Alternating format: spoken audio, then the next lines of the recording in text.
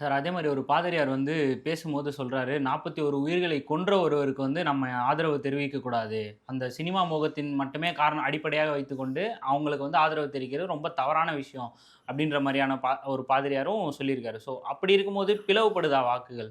41 பேர் மரணத்திற்கு என்ன காரணம் என்பதை சிபிஐ விசாரணையில் இருக்கிறது.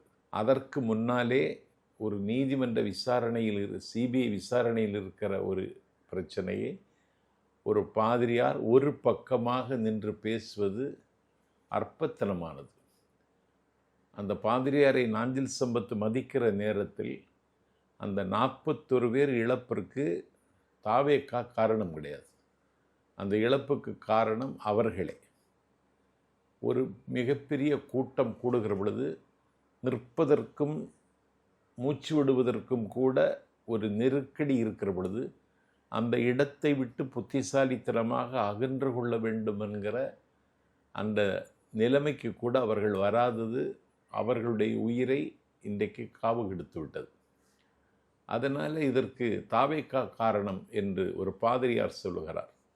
ஒன்றை உங்களுக்கு நினைவூட்டுகிறேன், இந்த நிமிடம் வரையிலும் அதற்கு தாவேகா தான் காரணம் என்றால் தாவேகாவின் தலைவர் மீது அரசு வழக்கு பதிவு செய்திருக்கும்.